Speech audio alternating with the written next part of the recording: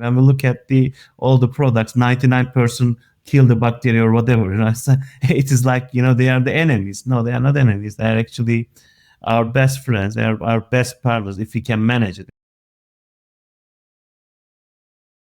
What if the real breakthrough in medicine isn't another drug, but learning how to listen to the softer sounds in all of us? So for too long, we've treated chronic disease as an enemy to be suppressed, our own bodies as battlefields. But our guest today, Omer Ozkan, reveals a hidden conversation happening inside of us, a microbial language that holds the key to resilience, health, and longevity. An engineer turned healthcare innovator, Omer harnesses AI to decode the gut microbiome's complexity, turning raw data into precise nutritional strategies. His work challenges the status quo of symptom management and invites us to see health as a system problem to be solved, not a fate to be accepted. Today on the DNA of Things, prepare to explore how reimagining our relationship with our microbes might transform medicine itself, from fighting disease to cultivating balance. Omer Ozkan, the founder and CEO of ENBIOSIS biotechnology and AI-driven microbiome company, revolutionizing precision nutrition and personalized medicine. Originally trained as an industrial engineer at Bilkent University, Omer built a successful career in renewable energy, founding Turkey's first solar energy company in 2013 before transitioning into biotechnology more recently in 2018, and with a vision of decoding the microbiome's complex language, ENBIOSIS, and Omer at the helm is pioneering the AI-powered approach to personalized diets that have shown some really exciting clinical success in the realm of, IBS and other chronic disease conditions. The company's evidence-based approach using AI technology is operational already in more than 15 countries, including North America, Europe, MENA, and Africa. So Omer sees the gut microbiome as the key to unlocking longevity, resilience, and disease prevention. And his mission is to transform microbiome science from theoretical discovery to real-world therapeutic applications, shaping the future of data-driven healthcare, wellness optimization. Welcome to the DNA of Things, Omer. Thank you. It's my pleasure. Thank you, Jeremy. How was I connected to you? I was connected to you through Vexia, through Ryan, actually. Yeah. Yes. That's right. And, I got to say, I think we were fast friends right away. At least that was my impression, with this kind of shared passion for the microbiome, the gut microbiome. I'm not sure if we talked about it at length or not last time, but I spent a lot of time, my postdoc focused on working on the first case study as to how the infant gut is colonized. A lot of that pioneering work as a result of Dr. Jeffrey Gordon, a gastroenterologist, his postdoc Ruth Lay, and Rod Knight, also an incredible innovator on the software development side of things. And, that was 15 years ago now. And so to be reconnected with you and seeing that you've, picked up this mission and that you bring, this amazing background and perspective as a industrial engineer working in environmental sciences, I'm really excited to understand how you see it, how you see the opportunity. And, maybe before we dive into, the company specifically, before we dive into ENBIOSIS, I'd love to learn more about, your upbringing and, how you became an engineer, and then what triggered the switch into your passion for the microbiome. Yeah, thank you.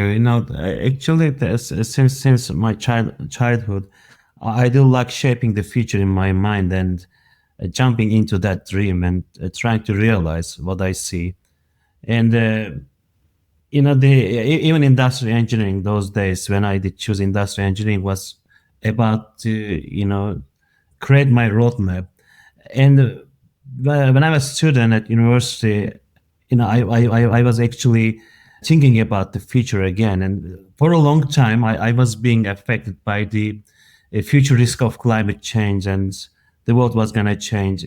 Even, in mid of 1990s, when I was in primary school, I was feeling that. I was feeling about the future of risk. And during the university, I just wanted to jump into, the renewable energy because I was seeing the renewable energy is one of the valuable things that we can do to contribute to Earth, to save it. And that was about the future. And I jumped in. Yeah, when I jumped into this business, the renewable energy business, it was quite new, especially when I was in Turkey those days.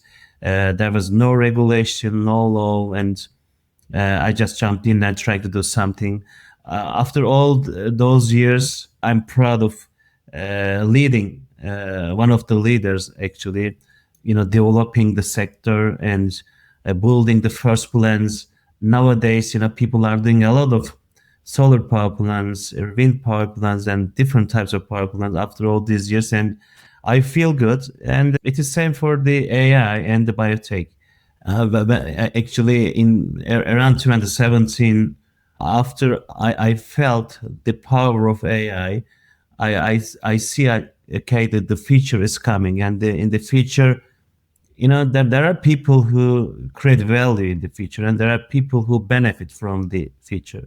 I do love to do the things, opening the door for others, and that's why I just spend all my earnings to discover new things, especially AI. And the biotech is one of the startups I was discovering and fun. I had my own venture builder and trying to discover some genius people, scientists, and speak to them, spending my time on understanding about the science and how we can connect the science with AI. And as a result of all this, sessions and days, weeks, months, really days and nights, I met my partner today, he's still my partner, our CTO.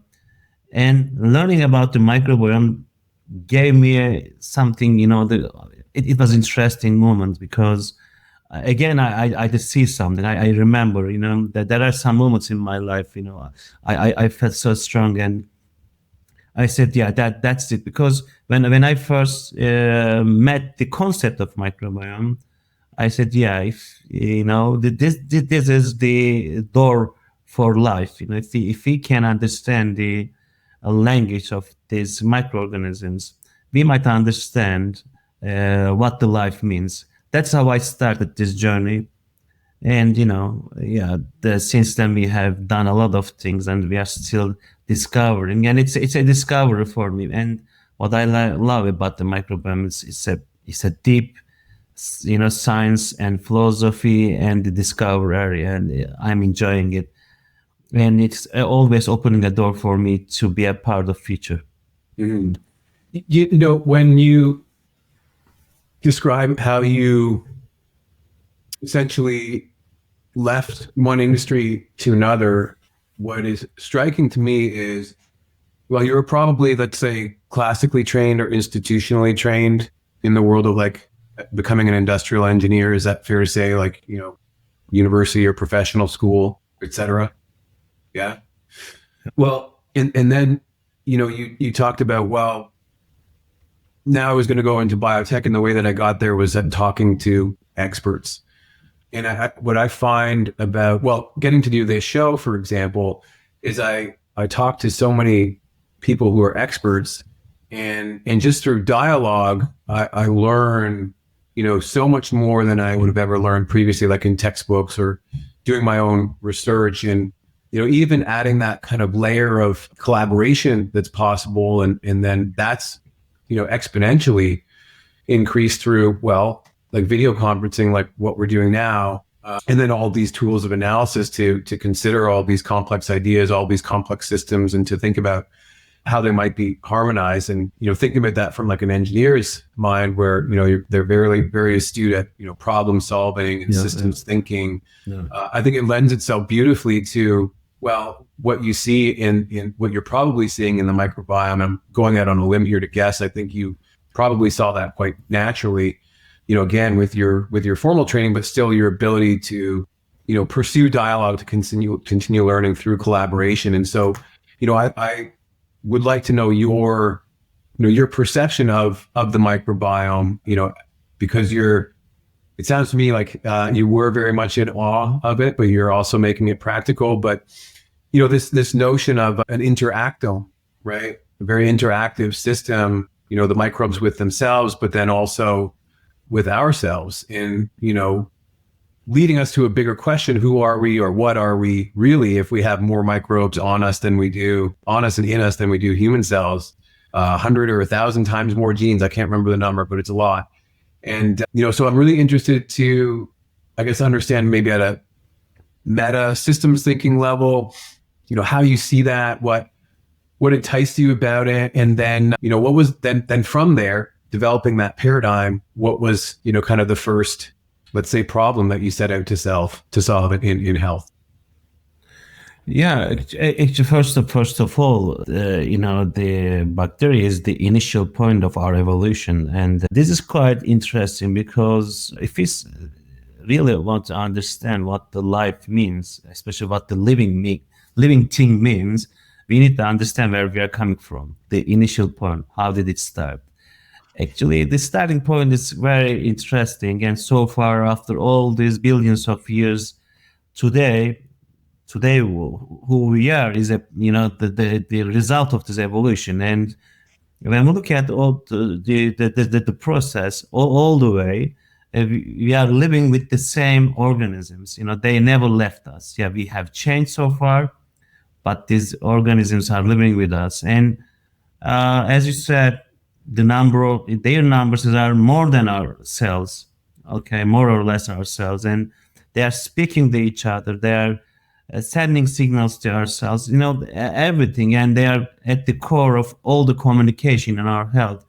And what as an not only engineer but as a person, in my previous business also, I was quite out, out of the window. And what I'm trying to bring a new perspective to the microbiome as well, because the health is, we are always looking for, to solving the problem.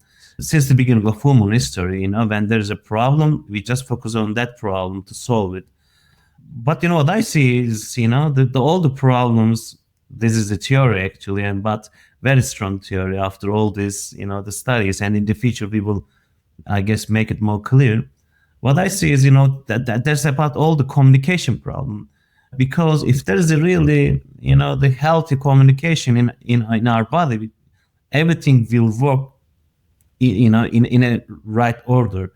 And the microbiome is the center of communication. Is the everything, every signal, what's happening in our health, through the signals of the bacteria. And what I have seen is, yes, if we can understand their life, their missions, and their communication, and if we understand how to change their population, if we understand how to manipulate, their life in a good way, so we will have a chance to fix them, the cause of the problems, which is, for me, the communication. And we have seen, really proof of what I am saying in our studies.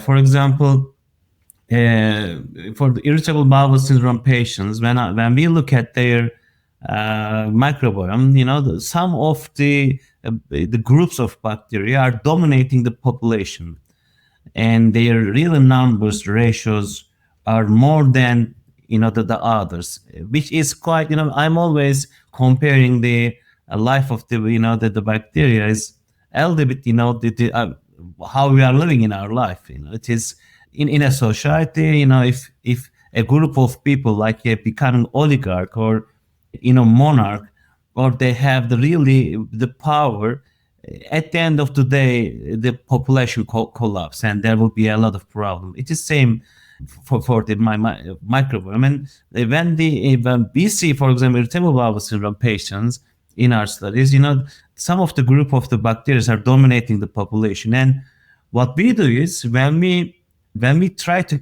reduce their numbers by starving them, because very interesting, not all of the bacteria are feeding the same food. Then what we did we just store the targeted, the bacteria while increase the number of the others. So trying to stabilize the population, diversify the ecosystem. When we do it, we see the results. We see the results means when there's a diversification, when there's a diversified ecosystem. In the end, we see people's problems are solved. Their symptoms are gone, and we it's not only for the short term. We have also the 6 months and 12 months follow up study.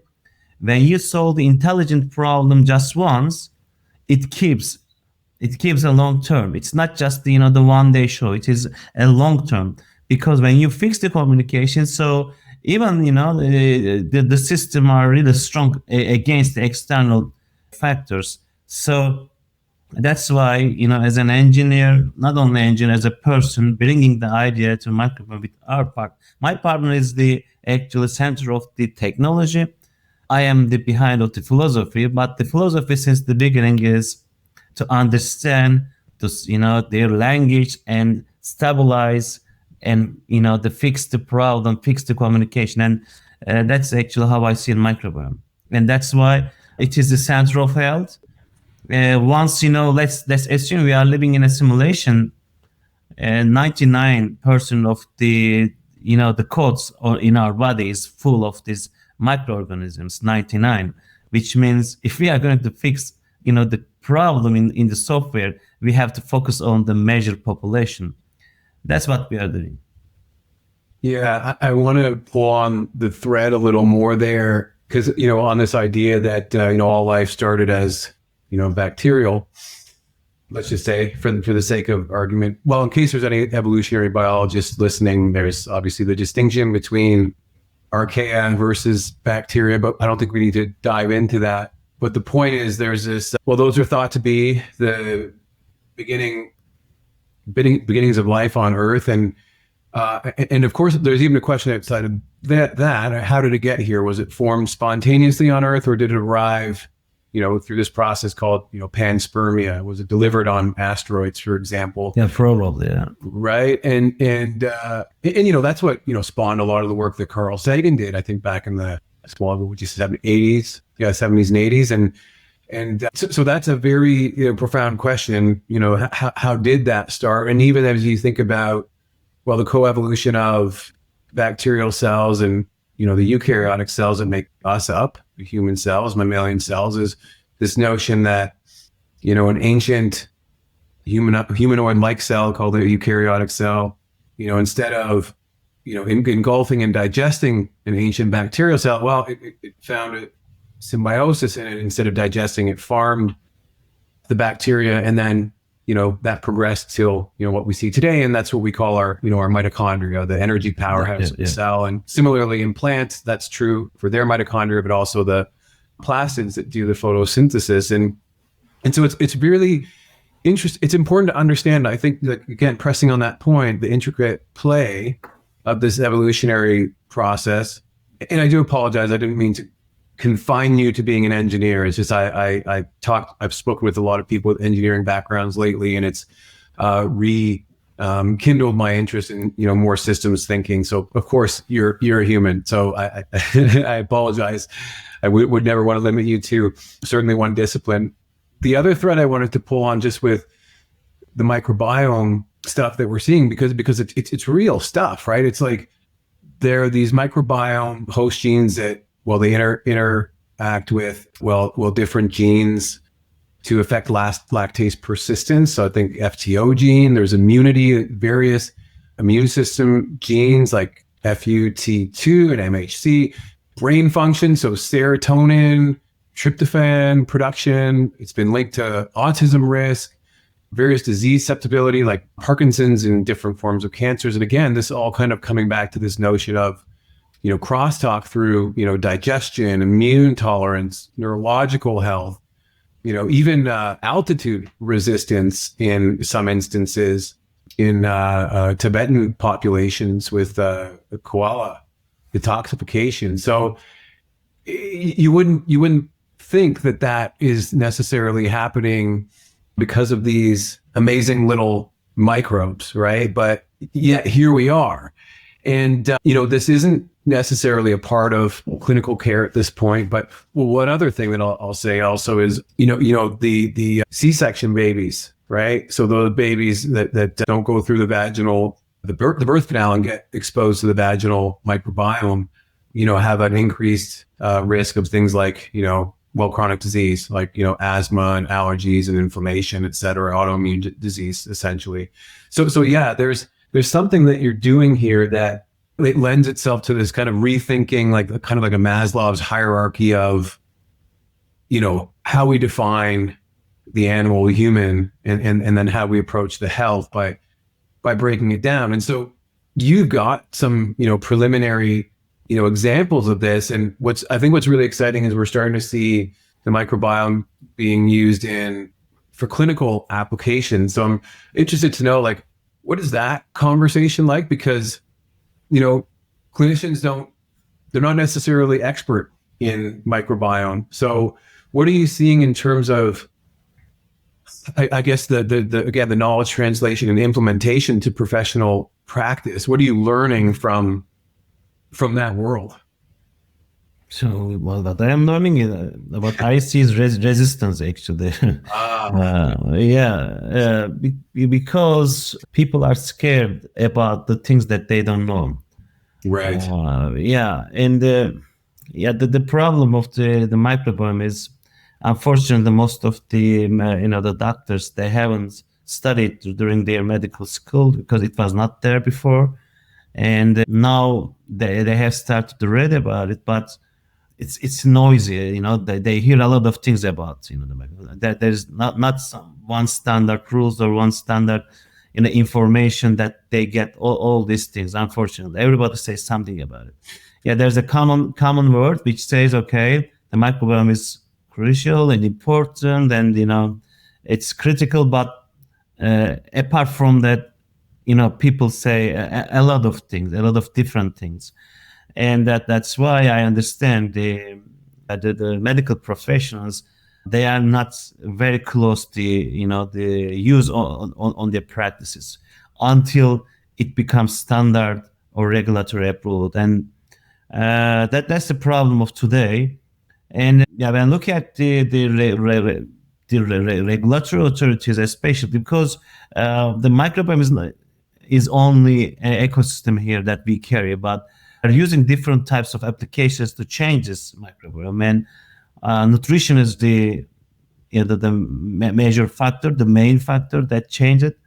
Especially when you speak about nutrition, oh my God, everybody speaks about the nutrition, and although you are, that's the problem. That's the problem, and we are trying to position ourselves. Look, we have evidences not only about the clinical evidences, but also we are proving it the mathematics with the microbiome data. We can show how we change it when we change what happens, all the correlations.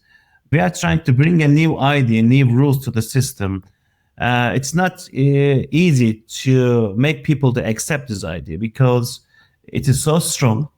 What we are saying is, we can modulate the microbiome. That's the first thing we are claiming. And the second thing is, when you modulate the microbiome, you are able to solve the cause of many diseases, a lot of diseases. When you speak about the, very strong claims, and when you claim it, we are doing it with the modulation, and the modulation is just done with the natural food and supplements, it becomes quite, problematic and with the question mark for people. Although we are, putting a lot of evidences, it's not enough. It's going to be enough, but we are trying to lead this. Unfortunately, there are different companies in the market, and they are not creating evidences instead of the marketing activities. We are the one trying to add the more evidences, more data to support that the modulation is possible, targeted modulation is possible, and when you do it, you change it, you solve it. But we need more time, I guess, because we feel we are quite alone, to be honest. Yeah. But the change is not easy. We are trying to lead this change. I try to get into the hearts and minds of the clinicians who, well, they're just saying, oh, here we go, not another test, and like a very complex one at that. And how does this become a part of my differential diagnosis? And I guess the first thing that I think about is, well, at what point of the care plan is the microbiome introduced? Because if you're into some kind of acute trauma, or maybe you're down the road with chronic disease too far anyway, it's hard to implement something like the microbiome, which some may argue is like an auxiliary data point. I don't necessarily agree that that's true. So, and then the conflicting results, okay, how to use it in what is a healthy microbiome. And I mean, that's even an interesting question because, as I mentioned, when we did that case study of the infant, that was just one infant. I would call that study, that wasn't like a hypothesis driven study. That was a hypothesis outcome study.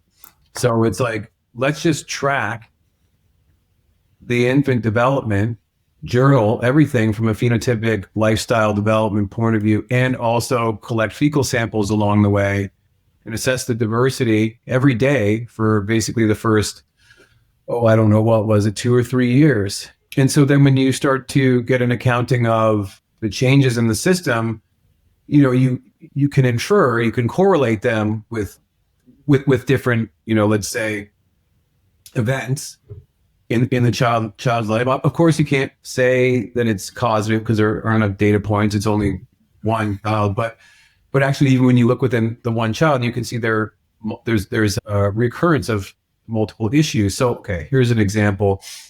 When the child is born, basically the diversity is very low. The microbial diversity, there aren't that many bacteria. There aren't that many different kinds of bacteria. And then what do we know in that particular scenario? Well, the infant is vulnerable, right, to infection by external pathogens, because the nice thing about a diverse community in the gut is it protects from invasive bacteria that would cause harm and want to build a home. And so what do those good bacteria do to earn their keep? Well, they break down fiber. That's why fiber is so important. And that's like the primary source of fuel for the epithelial cells in the gut. So literally the bacteria are feeding the gut cells.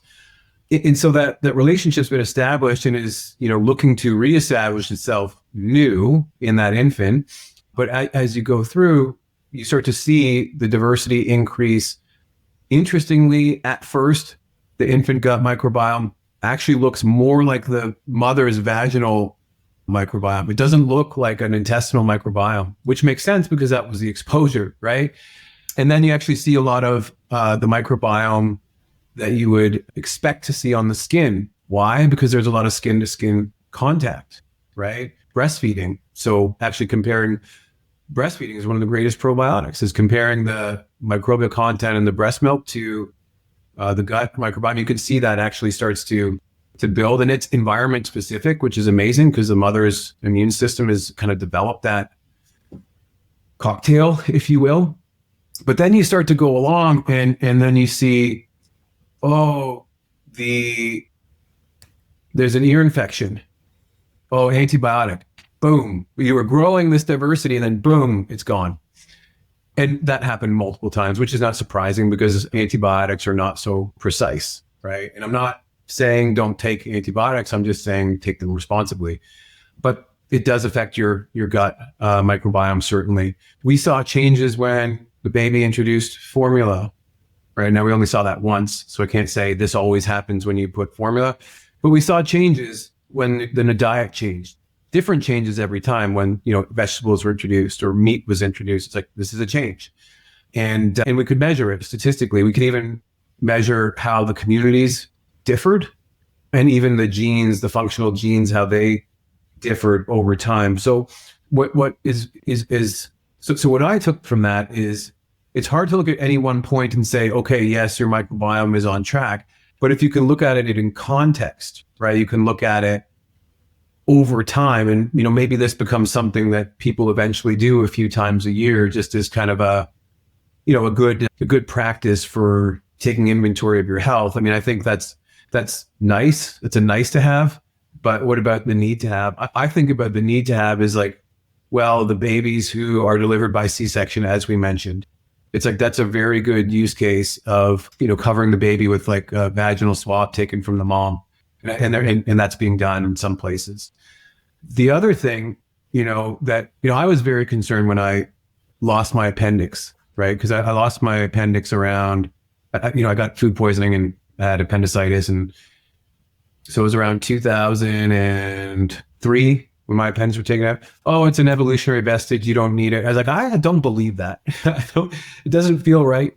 And as it turns out, in 2008, it was discovered that it's actually it's a safe haven for good bacteria in the event that you do get food poisoning, et cetera. So it's like, maybe that's a good target, is people who have had their appendix taken out.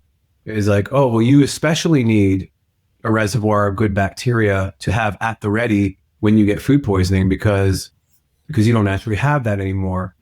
And then there's the more obvious stuff that is very, clinical, and that's people who are suffering with C. diff, chronic Clostridium difficile. Basically, they have one kind of bacteria living that's taken. It's like the Agent Smith of the microbiome. It's completely taken over the matrix, right? And so rather than, here have more antibiotic, which is just going to decrease the diversity even more, or nutrition that is not going to be supported by the community, there's, this whole notion of, gut transplants from a healthy donor. So I think it's like, okay, how does this become implemented into the clinical care? I think it's like, okay, well, we solve the problems that we know it can solve. So like C. diff, appendix, post-appendicitis, cesarean birth, or and then all the other stuff that you're talking about is like case by case, because I think it's never ending when it comes to like chronic disease, So anyway, sorry, that was you've unearthed this silent passion. No, that's okay. Actually, first of all, I would like to correct, if you don't misunderstand, the thing that everybody is using about the good and bad, good bacteria and bad bacteria. You're right. Yes, thank you. Yeah, actually, it is. There's no good bacteria and bad bacteria. You're right. Everything should be in a balance. As our life, there are good people, bad people, whatever you name it. But we have to live all together, because we have all talents, different characteristics, different missions, and something is bad if their ratio is more or less than the healthy ratios. Right. So there's healthy ratios and unhealthy ratios instead of good and bad bacteria. First of all, I would like to say it. The second thing about the antibiotics. Probably this century will be the last century for antibiotics, because now the targeted bacteriophage and different types of we are creating different types of tools instead of just adding a nuclear bomb, because nuclear bomb is an existential threat, and we are scared of the nuclear bomb in our life. And if there will be a World War III, and if there's a nuclear war, we are scared about our life. It's the same for the bacteria as well. They are also scared. They have also life, and they are living with us. We need them, and if you just bomb them with the nuclear, you are just having an existential threat to them. So it's also something very primitive, and it's going to change soon too. We are here actually to change this dynamics, the understanding, and the life. So if we give them, our partners, bacteria are our partners, a life to them. If we give them a life, they will give it back. So it's a mutual benefit. But so far we have always been targeting as a killing the bacteria. When we look at all the products, 99% kill the bacteria or whatever. So it is like they are the enemies. No, they are not enemies. They are actually our best friends. They are our best partners if we can manage it. And today AI, if you speak about the AI is a tool. AI is not just a target.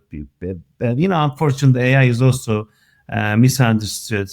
Since the ChatGPT, people just think that the AI is just the text mining and answering the question with the language processing is different.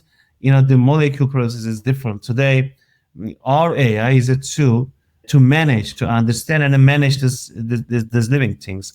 Actually, I'm using this metaphor to make people to better, understand easier. We develop our own the AI in the gut. So there's an intelligence in that.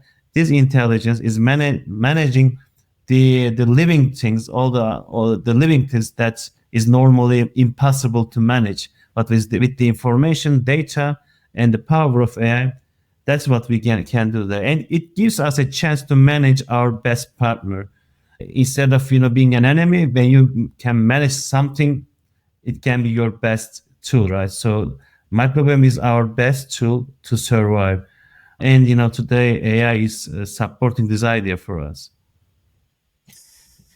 Yeah, I like the metaphor. When I was deeper into the microbiome research, the way that I looked at the data, and I'm talking about the infant colonization again. Are you familiar with you're probably familiar with Jared Diamond's Guns, Germs, and Steel, right? So basically here's how societies that conquer, let's say, are developed. I think about it now, it probably wasn't the best analogy, but whatever, I used it. And, the point is, he was proposing a certain set of steps that were necessary for societies to, let's say, become, well, peaceful and prosperous. And, part of that had to do with like the environment itself, where people found themselves, and then cooperation. So the formation of social structures that would lead to collaboration, and then, innovations and technologies, and, those would translate,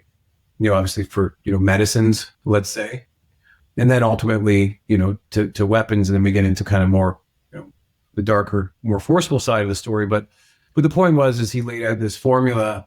And when you talk about AI is not Chat GPT. It's just kind of one instance of it.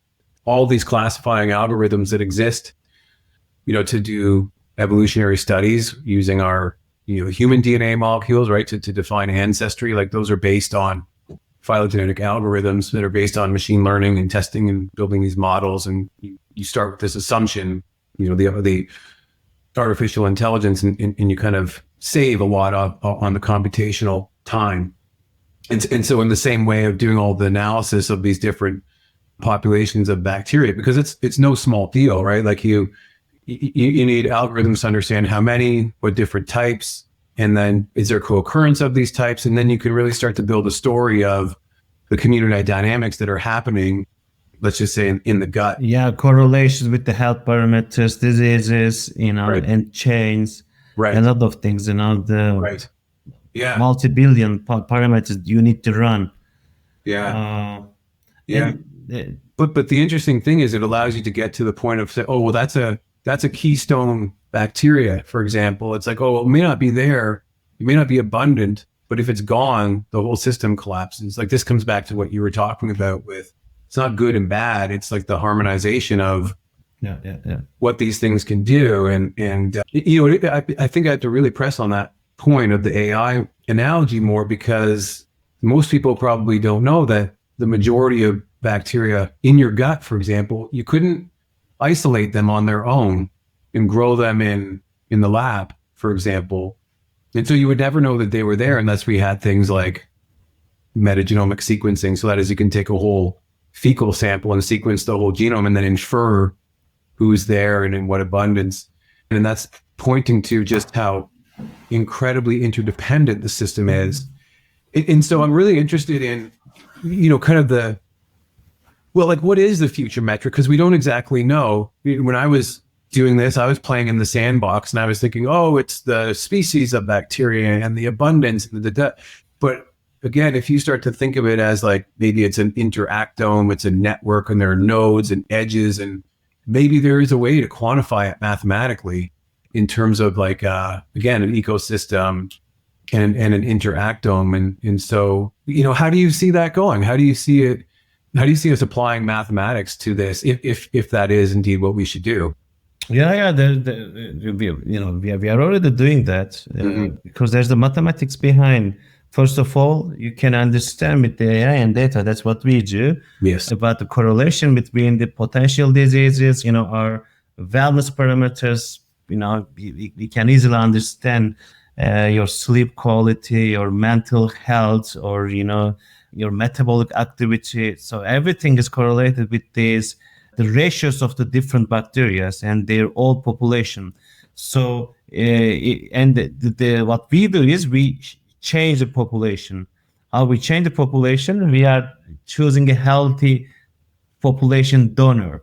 It is like in fecal transplant. If you know the fecal transplant, what you need to do is you need to find a healthy donor, right? And you just need to transfer the stool from the healthy to the patient. So when you transfer it, what you expect is the bacteria from the donor to the patient. There will be an interaction, and after the interaction, the patient will be recovered, because the assumption here is, and the results are also supporting it, when you mix these two profile, the other, look like to the healthy one.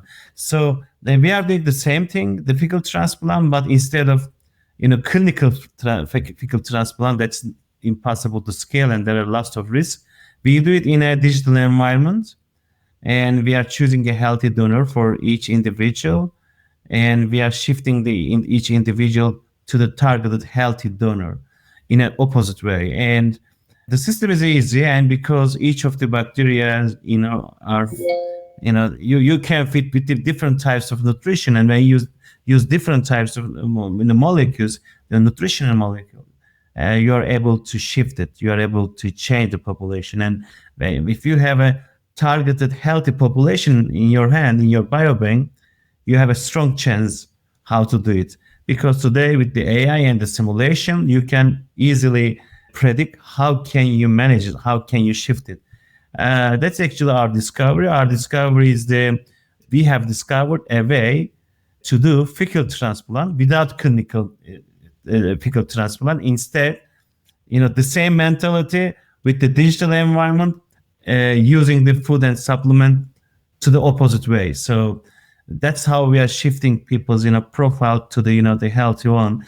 This is quite unique, and today we are doing it with the diet and these supplements, but we very soon in the future, because we are also enriching the data bank. What very soon in the future, we will have many clusters, which means today we need to test, we need to see what your profile is, and we need to find a healthy donor for you. Okay, that's how the system works. But when we have enough data for some main clusters, let's say for people who have IBD, for people who have some eye diseases or some skin disorders, so you don't need to test everyone, because there will be a common population problem. So you will have a chance to provide the generic formula. Okay, that's just one formula for each cluster that will fix their problem. So very soon we will have a lot of different formulas for different diseases that will help people to modulate their the microbiome, even without testing. The testing part will be kept for the individuals, for the longevity, to make it better and better. But what I'm saying about is the some main typical the disease based clusters, you will be also able to change it with the optimum formula. So that is what we have. And I guess this is something we are proving what the Hippocrates said more than 2,000 years back.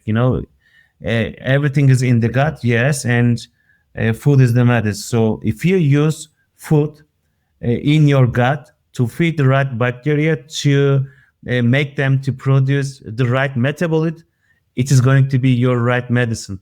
Today, the microbiome is like a factory, and this factory is producing medicine for us.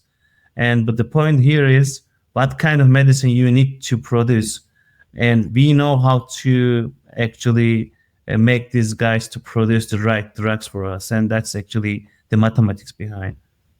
Got it. So you're saying that there are these different classes or clusters of chronic disease, and based on how you self-report, you can guess how the microbiome was off.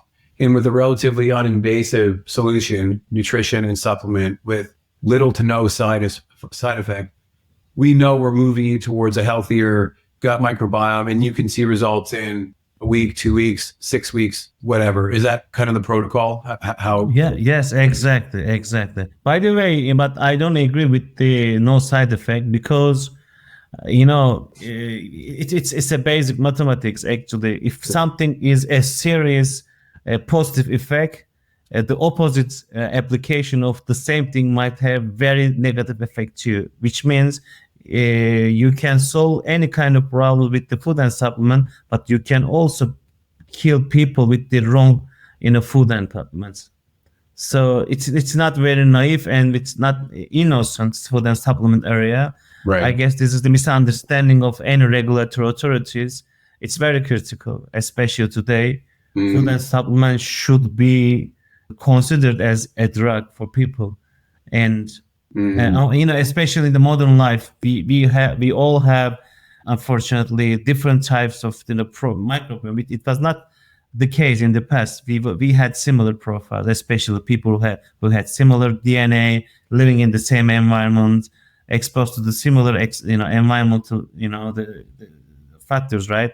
We had similar profiles. But today we all have different lifestyles and we are exposed to different environmental factors, and so the risk here is very risky. Every day when you wake up from breakfast to dinner, everything what you eat is risky today if you don't know what to eat. Unfortunately, this is reality.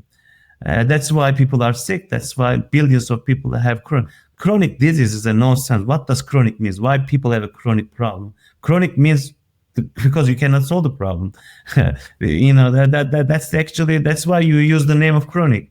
Everything should have the solution, and the solution is hidden in the gut, and it's there. We know it. We are doing, and it's just a matter of time to make people to understand and believe it. So it's interesting. You started this entrepreneurial pursuit. I think you told me around the time your daughter was born. Is that right?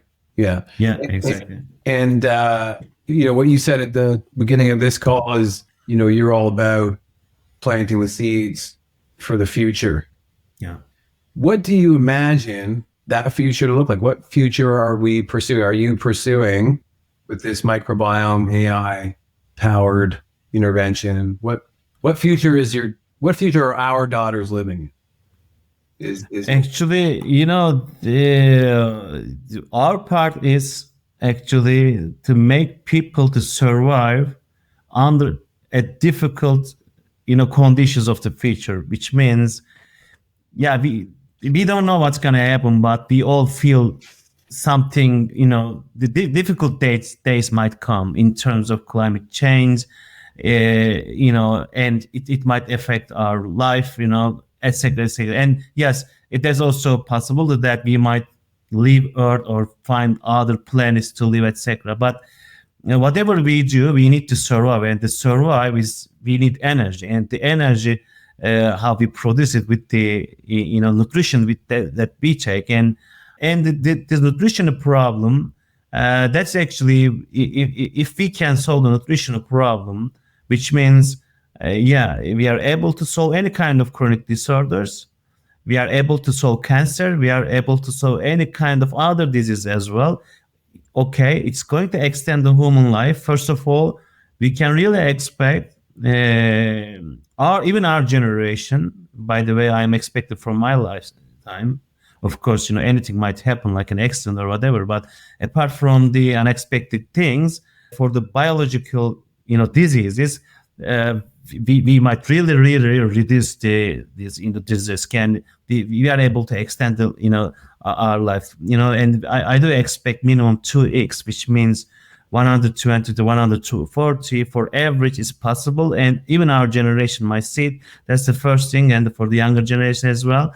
But apart from that, yes, people will need the nutrition, and if you have the right formulas with the right combinations of these formulas for health, and it, you remember, like in the Matrix, right? People eat something in the cup. Yes, you can make it delicious, of course, but when there's a food problem, with the ingredients that you produce, you can survive even under the very difficult climate conditions. Plus, if you go to the space as well, this is also, apart from extending life, it is also essence to to survive in the food crisis wherever you are.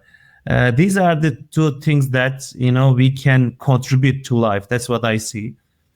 Yeah, and the third part is, yeah, we might not change what's gonna happen outside, which means, yeah, there will be maybe less water. The climate conditions will vary so fast, and we might need to live maybe underground. Different types of the environmental conditions.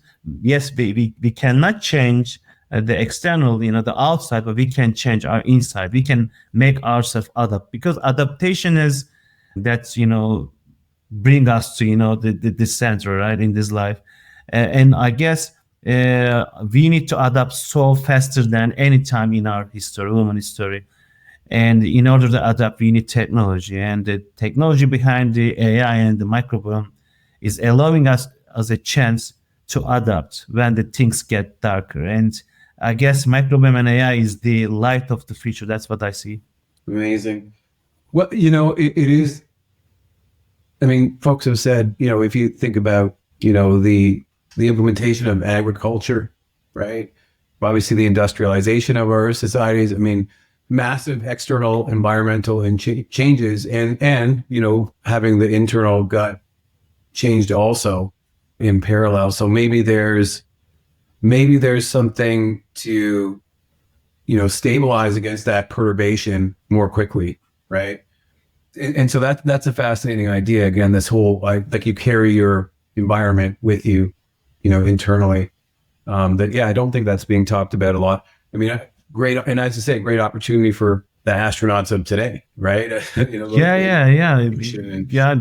see it. When the astronauts are in space, after some time, their microbiome is collapsed, and it's even you build up a place to live in Mars, but if you don't have a technology to adapt your microbiome, you are dead. You're true. So, amazing. So when we started talking, Omer, I said I had 3 questions that I was going to ask you at the end, and so those were, if there's one thing that we need to communicate to the audience, what is that thing? And number 2 is, who needs to hear it? And then number 3 is, what guest would you nominate to be on the show next?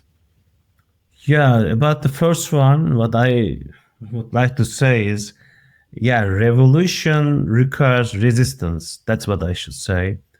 And if we want to change the things, we need to be patient. And nothing beautiful on this earth is, I guess, easy. That's actually what I would say. This is the first, and the second part is, I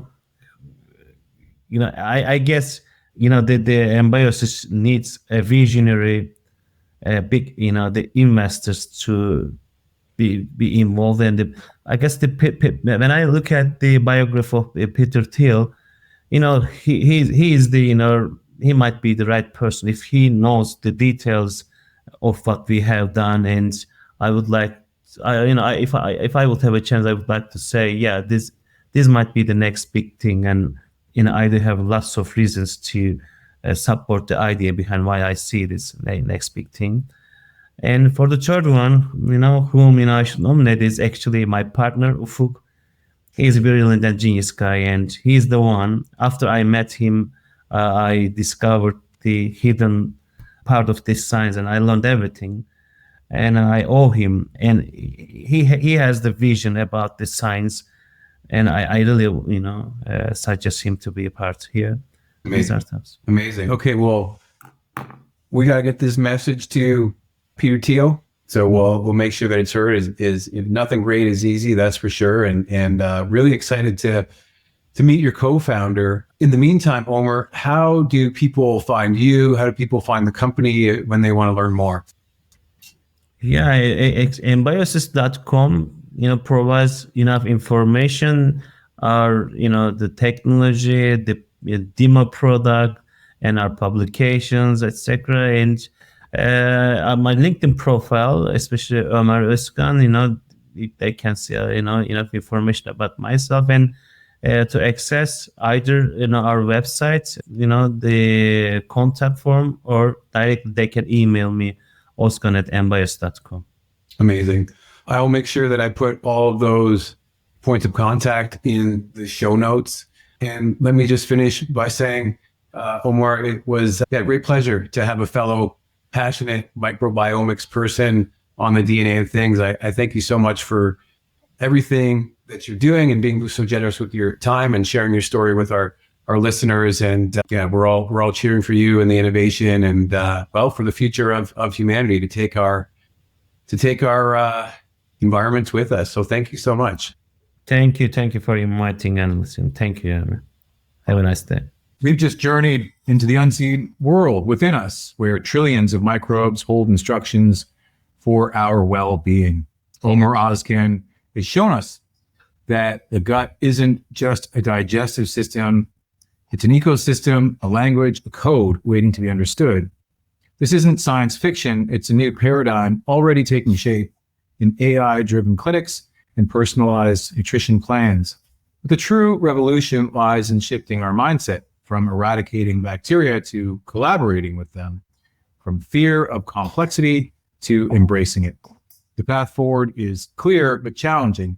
It requires us to ask better questions, to build systems that listen before they treat. And the future of health is not about domination, but partnership. And the future begins when we choose to see what's been hidden all along.